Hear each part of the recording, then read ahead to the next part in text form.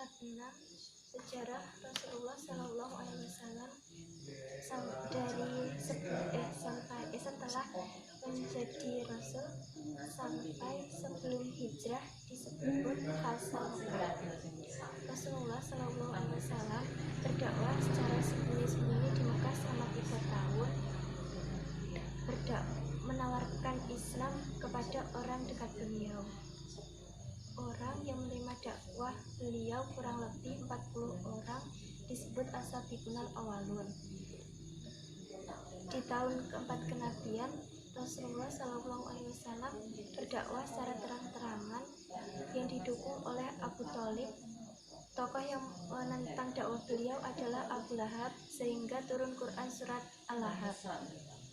Di tahun kelima kenabian, inti dari dakwah beliau adalah mengajak untuk bertauhid dan meninggalkan syirik. Rumah apa yang dijadikan dakwah beliau? Rumah Arqam merupakan markas dakwah beliau. Di tahun kelima kenabian, karena kekerasan dan penindasan kaum musyrikin terhadap kaum muslimin telah melampaui batas, sehingga Rasulullah memerintahkan para sahabat untuk hijrah ke Habasyah di Ethiopia. Karena apa? Karena di sana ada raja yang adil. Hijrah pertama diikuti oleh 12 laki-laki dan 2 perempuan, 4 perempuan. Hijrah yang kedua diikuti oleh 83 laki-laki dan 11 perempuan. Di tahun ke-6 kenabian, Hamzah bin Abdul Muthalib dan Umar bin Khattab masuk Islam, sehingga Islam menjadi semakin lebih kuat.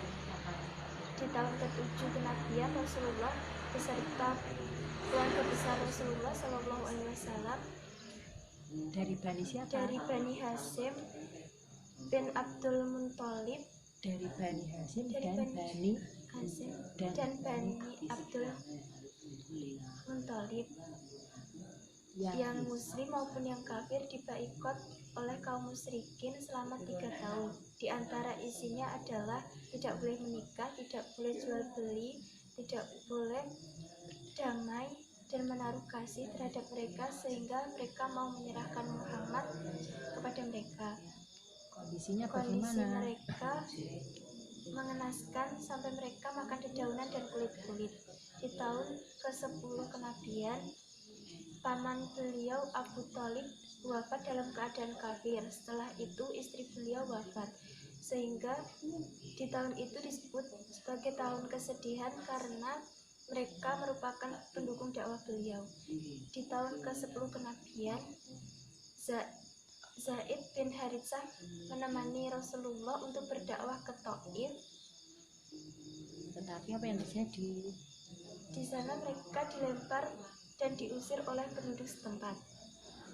Di tahun ke-10 kenabian, Rasulullah Isra Mi'raj dari Masjidil Haram di Mekah menuju Masjidil Aqsa di Palestina, yang ditunjukkan pada peta nomor 8. Terus dari Masjidil Aqsa terus kemana? Naik ke langit Sidratul Muntaha untuk menghadap Allah. Kemudian diberi wahyu salat 5 waktu. Di tahun ke-11 kenabian, bertemu dengan siapa? Pada musim haji bertemu 6 bibit unggul dari Yatsrib di Mekah. Yatsrib di mana? Mekah, Madinah.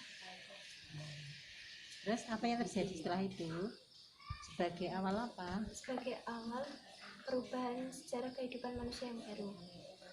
Di tahun ke-12 kenabian terjadi Baiat Aqobah yang pertama yang diikuti oleh 12 laki-laki dari penduduk Madinah. Dan Rasulullah mengirim As'ab bin Umair untuk berdakwah di Madinah. Di tahun ke-13 kenabian terjadi Baiat Aqobah yang kedua yang diikuti oleh 73 laki-laki dan 2 perempuan dari mana? Madinah. Berawal dari sini Rasulullah berhijrah ke Madinah.